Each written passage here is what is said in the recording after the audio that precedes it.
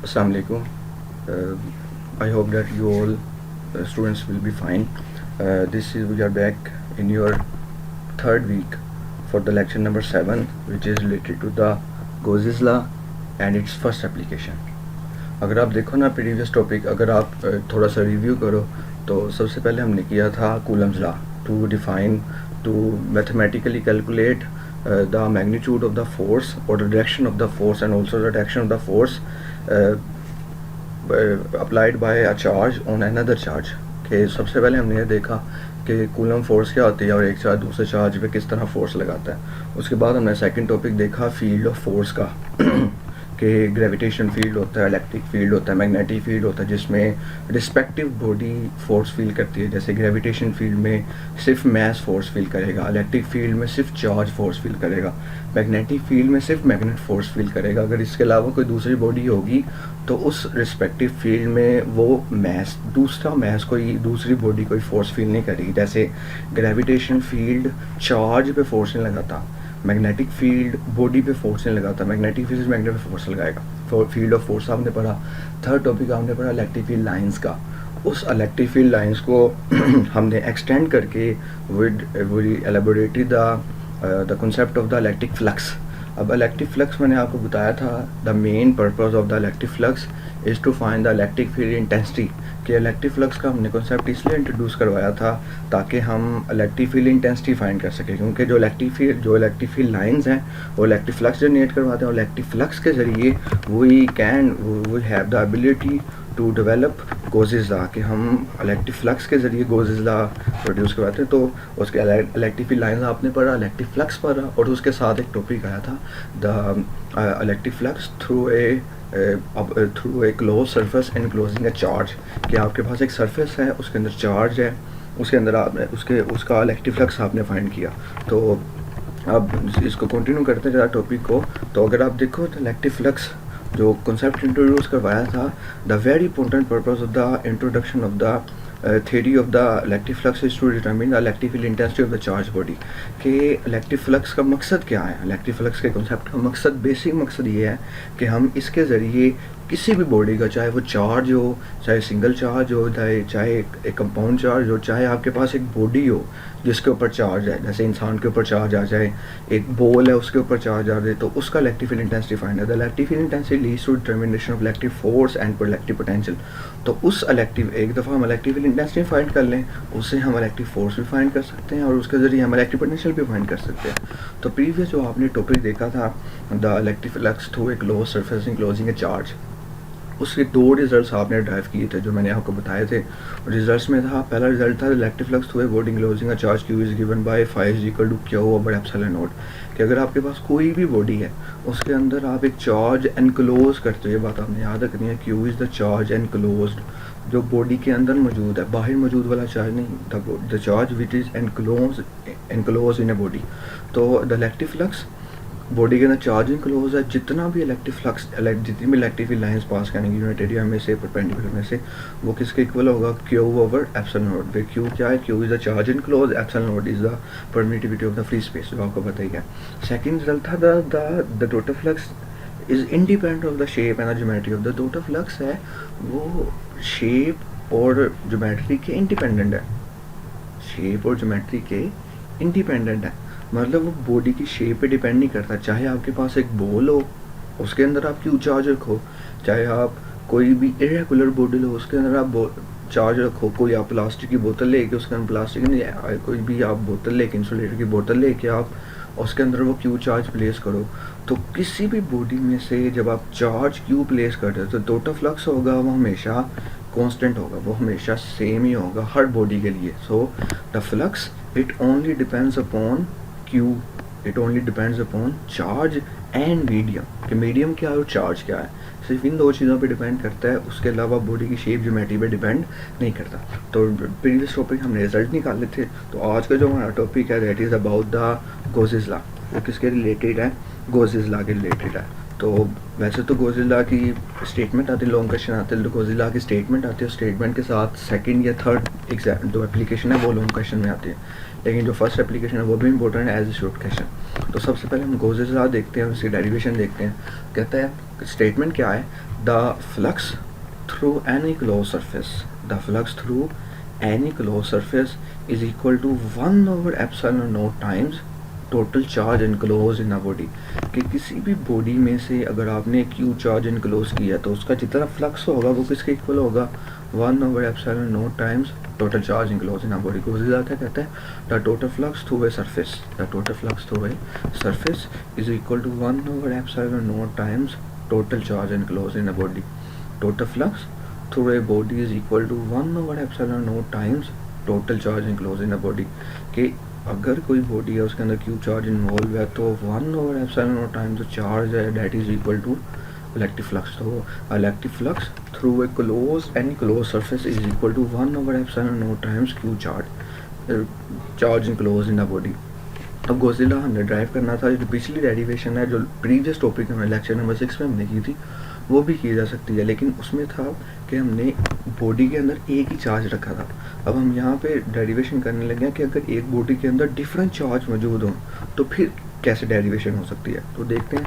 तो अब देखो, अगर एक चार्ज है तो टोटल फ्लक्स उस जो फ्लक्स होगा वो उस चार्ज के फ्लक्स से इक्वल होगा, लेकिन अगर डिफरेंट चार्जेस हैं तो टोटल फ्लक्स यहाँ से गुजरेगा वो हर चार्ज के फ्लक्स के सम के इक्वल होगा। अगर एक चार्ज है तो वो फ्लक्स जनरेट करवाएगा, दो हैं तो दोनों मिलके जनरेट करवाएंगे, अगर दो से ज़्यादा हैं तो सारे मिलके जनरेट करवाएंगे। तो हम कह सकते हैं कि अगर एक charge phi is equal to Q/ε0 है जो हमें पता है, तो जो फाई या जो टोटल फ्लक्स है वो किसके इक्वल होगा, φ1 plus φ2 plus φ3 plus φ4 up to φn। तो phi is equal φ1 plus φ2 plus φ3 plus φ4 up to so on plus φn। अब φ1 किसके इक्वल है, Q1/ε0।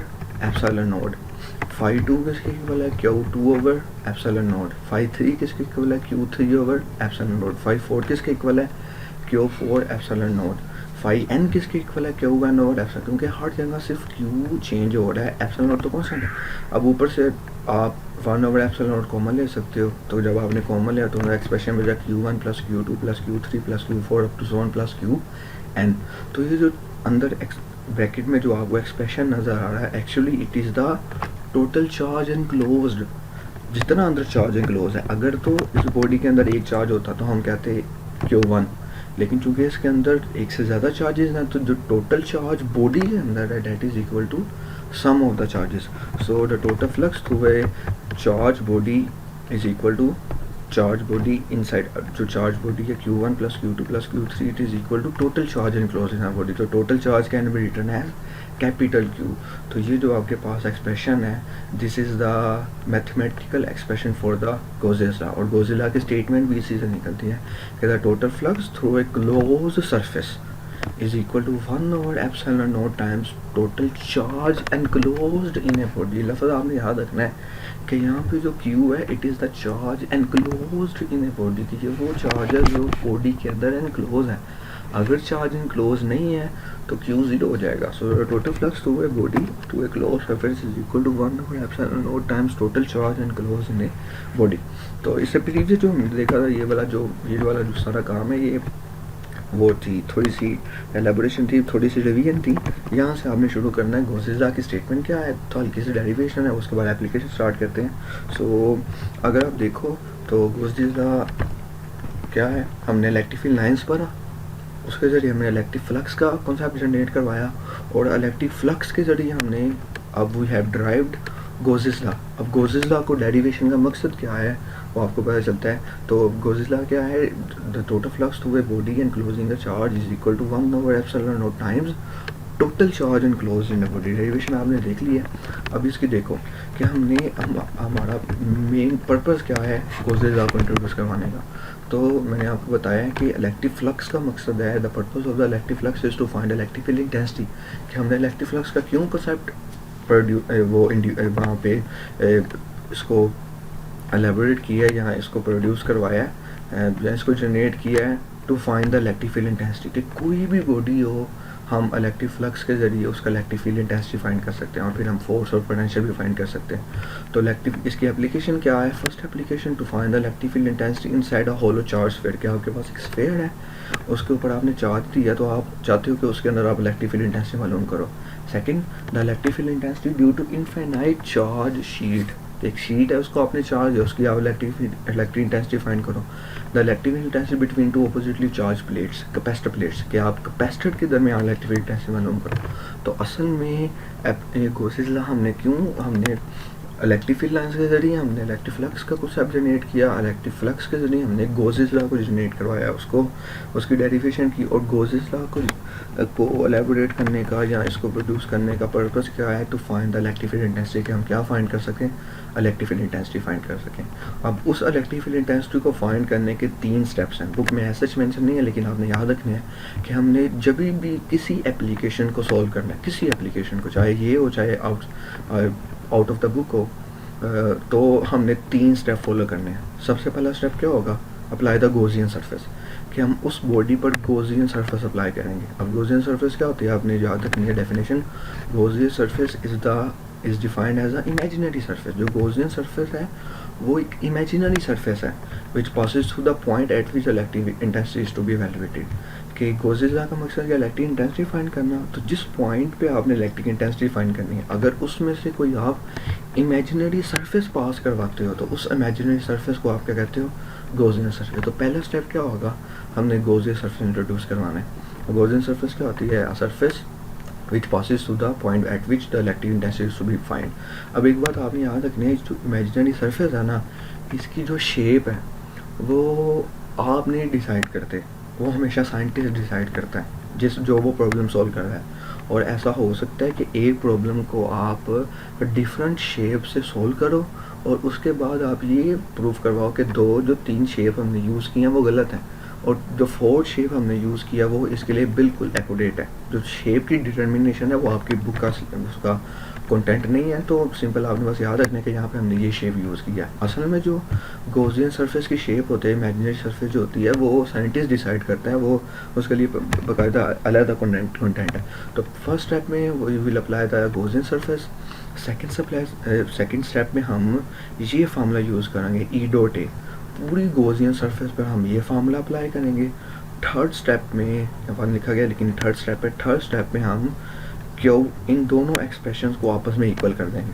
पहला स्टेप क्या होगा? हमेशा कोई भी एप्लीकेशन हो, पहला स्टेप गॉसियन सरफेस अप्लाई की, सेकंड स्टेप हर पूरी बॉडी पे गॉसियन सरफेस पे ये फार्मूला अप्लाई किया, और जो आंसर आया उसको इसके थर्ड स्टेप में क्या कर दिया? इक्वल कर दिया। अब आपने एक बात याद रखनी है, the shape of the Gaussian surface decided by the scientist को डिसाइड करता है Q is the charge enclosed in a body के अंदर एनक्लोज चार्ज होता है। Any problem?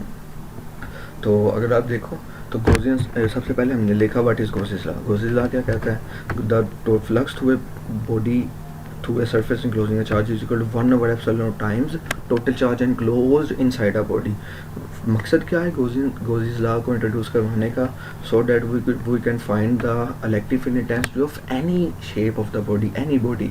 The body may be a hollow charged sphere, the body may be infinite sheet of charge, the body may be 2 oppositely charged capacitor plates। Method क्या है?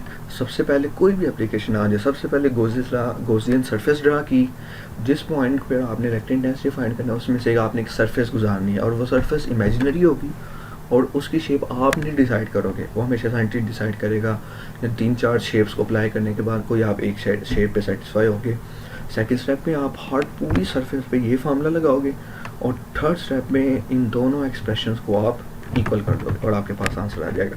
अब application number 1 देखते हैं। The electric intensity of a field inside a hollow charge sphere. कि एक आपके पास एक charge sphere है, होलो चार्ज स्फीयर है, एक मेटल का स्फीयर है, अंदर से होलो है। जैसे आप समझ लो, जैसे आपके पास कोई भी एक बॉल हो गया, जैसे बॉल है, बॉल भी होता तो वैसे रबड़ का है, लेकिन अगर आप मेटल का ज्यूम करो अंदर से बॉल एम्प्टी होता है।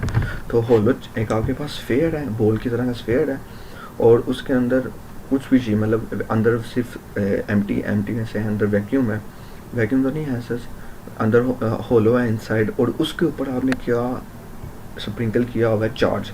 And the charge is uniformly distributed. मतलब आपके पास ये आ गया।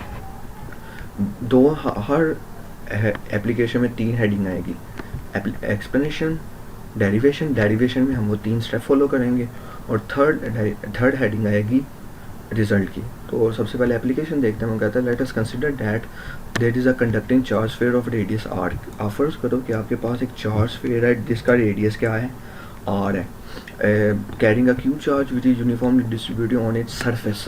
कि आपने उस जो स्फीयर है, पोलर स्फीयर है, उसके ऊपर आपने चार्ज को यूनिफॉर्मली डिस्ट्रीब्यूट कर दिया। यूनिफॉर्मली डिस्ट्रीब्यूट का मतलब है कि चार्ज किसी एक जगह मौजूद नहीं है, बल्कि चार्ज पूरी बॉडी पे यूनिफॉर्मली सेपरेटेड है, यूनिफॉर्मली डिस्ट्रीब्यूटेड है। Suppose we are to find the electric field intensity at a point inside the hollow charge पे। तो आप फर्ज करो कि आपने इस पॉइंट पे, जहाँ पे मैंने अपना पॉइंटर रखा हुआ है रेड कलर का, यहाँ पे मैंने इलेक्ट्रिक इंटेंसिटी फाइंड करनी है या इनसाइड फाइंड करनी है। तो ये हमने इसकी एक्सप्लेनेशन आगे कि let us consider there is a hollow charge sphere carrying a charge q which is uniformly distributed over the surface and we are to find the electric field intensity inside the hollow charge sphere। क्योंकि application है electric field intensity inside होलो।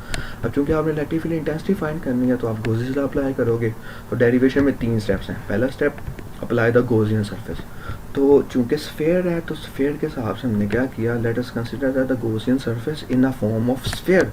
कि हमने जो Gaussian surface है वो भी sphere की शक्ल में अप्लाई कर दिया। मैं फिर आपको रिपीट कर रहा हूँ, जो गॉसियन सरफेस है वो आप डिसाइड नहीं करते, वो साइंटिस्ट डिसाइड करते हैं। वो शेप डिफरेंट शेप्स अप्लाई करके एक यूनिफॉर्म शेप पे पहुंचते हैं जो उस एप्लीकेशन के लिए अप्रोप्रिएट होती है। आप क्योंकि आपका कंटेंट नहीं है इसलिए आपने सिर्फ याद रखना है कि ये शेप हमने अप्लाई किया।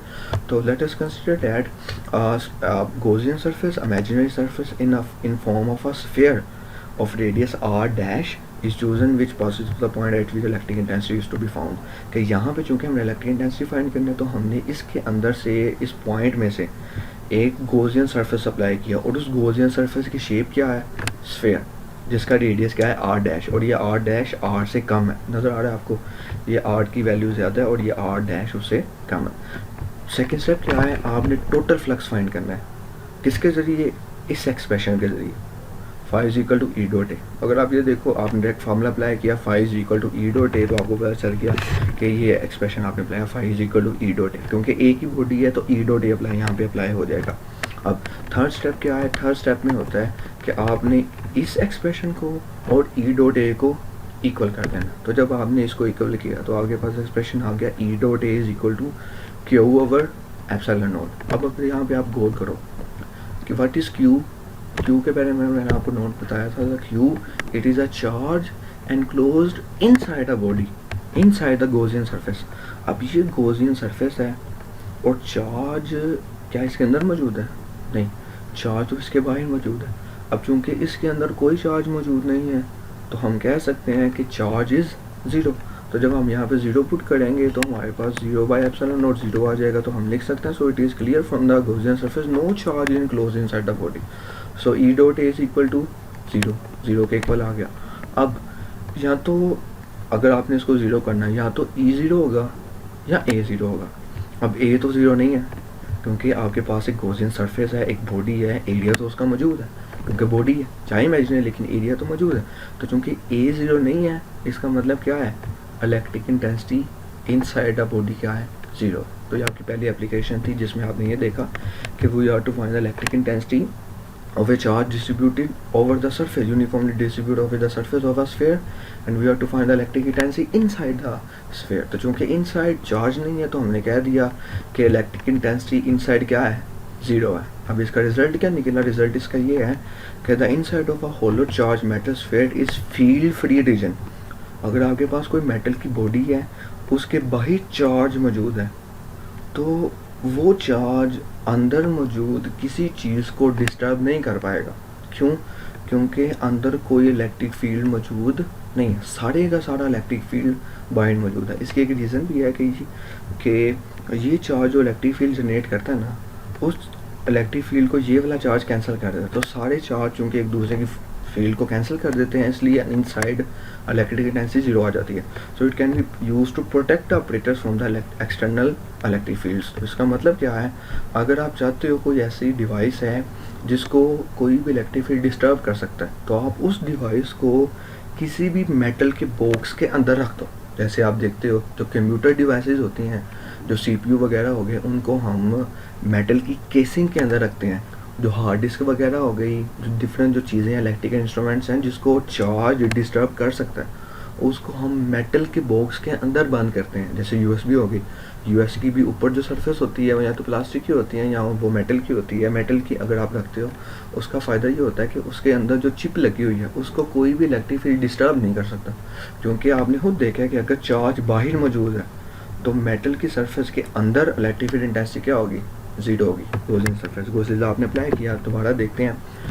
सबसे पहले आपने गॉसियन लॉ देखा। गॉसियन लॉ क्या कहता था, electric flux through a body is equal to 1/ε time total charge enclose in a body, जो अंदर मौजूद है।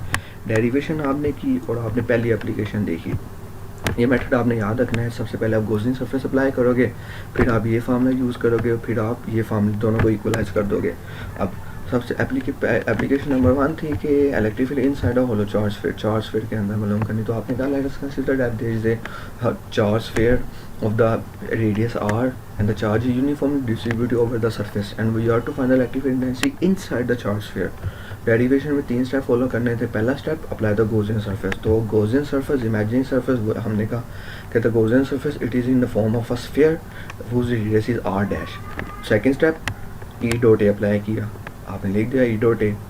थर्ड स्टेप दोनों एक्सप्रेशन को आपने इक्वल कर दिया, तो E dot A is equal to over epsilon naught. तो चूंकि क्यू है inside the charge, inside the body, चूंकि इनसाइड द बॉडी जीरो है तो यहाँ पे जीरो आ गया। So E dot A is equal to zero. अब इस एग्जांपल में या तो ए जीरो है या ई जीरो है, जिसकी वजह से फाइनल आंसर जीरो आ रहा है। अगर ये दोनों जीरो ना होते तो फाइनल आंसर कभी जीरो ना आता।